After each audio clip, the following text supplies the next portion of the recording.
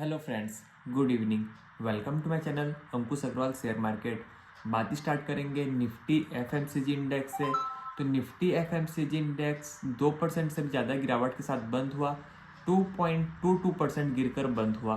तो हमने पहले भी बात किया है कि हमारे शेयर बाजार की कंपनियों का ग्रोथ बिल्कुल नहीं आ रहा है। तो बात करते हैं गोदरेज कंज्यूमर प्रोडक्ट्स की। तो गोदरेज कंज्यूमर प्रोडक्ट्स का एक छोटा सा अपडेट आया। उन्होंने कहा कि हम लोग आगे मिड सिंगल डिजिट ग्रोथ करेंगे। बेसिकली बोलना चाहते हैं वो कि 5% का ग्रोथ करेंगे। तो हमारा जीडीपी का ग्रोथ है 5.4% और वो बोल रहे हैं 5% करेंगे। तो हमने वो पहले भी यही बात किया था कि जीडीपी का ग्रोथ जो है 5.4% आया है, इसमें कोई डरने घबराने की ज़रूरत नहीं हो कि हमारे कंपनियों का तो रिजल्ट ऑलरेडी पहले से ही नहीं आ रहा है। तो जो कंज्यूमर का जो ग्रोथ है, जो एफएमसीजी प्रोडक्ट्स का जो ग्रोथ है इंडिया में बहुत ज़्यादा स्लो है। और टाटा कंज्यूमर का भी अपडेट आया, उसका भी कमज़ोर है। तो देखने की बात यह है कि जो आगे आरबीआई का प्रोजेक्शन है कितना परसेंट ग्रोथ करेंगे, वो कर पाते हैं कि नहीं। मेरे को तो लगता है कि ग्रोथ नहीं हो पाएगी क्योंकि कंपनियों से ग्रोथ आएगी। इनका कहना है कि वॉल्यूम ग्रोथ सिंगल डिजिट 5% में आएगा। तो वॉल्यूम ग्रोथ का बेसिकली मतलब ये होता है कि अगर month on month volume growth की बात करें, तो अगर प्रीवियस मंथ अगर 100 पीस कुछ चीज़ बेचा है इन्होंने, और अगर इस मंथ बेच रहे हैं 105 पीस, तो 5% का वॉल्यूम ग्रोथ। मतलब रिगार्डलेस ऑफ प्राइस क्या उससे मतलब नहीं है, बढ़े कम उससे मतलब नहीं है। अगर क्वांटिटी बढ़ती है तो वो कहलाता है वॉल्यूम ग्रोथ। अब बात करते हैं आरबीआई के गवर्नर की। तो आज अपॉइंट हुए हैं न्यू आरबीआई के गवर्नमेंट संजय मल्होत्रा, जो कि वो कुर्सी संभालेंगे इसी मंथ के 11 तारीख से। तो जो शक्तिकांता दास उनका सक्सेसफुल जो था पद आरबीआई के गवर्नर का, वो आज खत्म हुआ, रादर 11 को खत्म होगा। तो जो आरबीआई के गवर्नर थे शक्तिकांता दास, वो सेकंड लार्जेस्ट थे जो बैठे कुर्सी में। तो उनके लिए बहुत बड़ा एक अच्छा टेन्योर रहा। लेकिन इनका टेन्योर रहेगा 3 साल के लिए आरबीआई गवर्नर संजय मल्होत्रा के लिए। तो अब समझते हैं संजय मल्होत्रा है कौन। तो संजय मल्होत्रा एक आईएएस ऑफिसर है, 1990 बैच के राजस्थान कैडर से।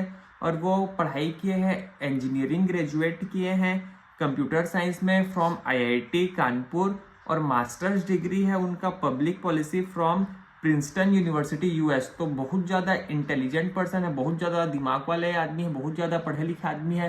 तो देखना ये पड़ेगा जब वो आरबीआई के गवर्नर बनते हैं तो स्टॉक मार्केट का क्या फ़ायदा होगा।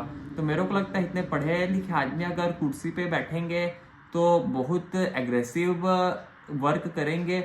और मेरे को लगता है कि जिस हिसाब से वो पढ़ाई लिखाई किए हैं, आगे आगे बहुत ज़्यादा न्यू डेवलपमेंट आएंगे। और उनका नॉलेज है बहुत सारे फील्ड में है, बहुत सारे फील्ड में वो वर्क कर चुके हैं, including power, finance, taxation, information technology और माइंस में भी। और वो प्रेजेंट में अभी रेवेन्यू सेक्रेटरी भी है इन दी मिनिस्ट्री ऑफ फाइनेंस में। तो एक बहुत बड़ा पॉजिटिव निकल के आ रहा है आरबीआई के गवर्नर के लिए लेके। क्योंकि इतने पढ़े लिखे आदमी जब अगर किसी पावर में आते हैं तो किसी भी चीज़ का वैल्यू को और बढ़ाते हैं। तो देखना पड़ेगा ये क्या करते हैं।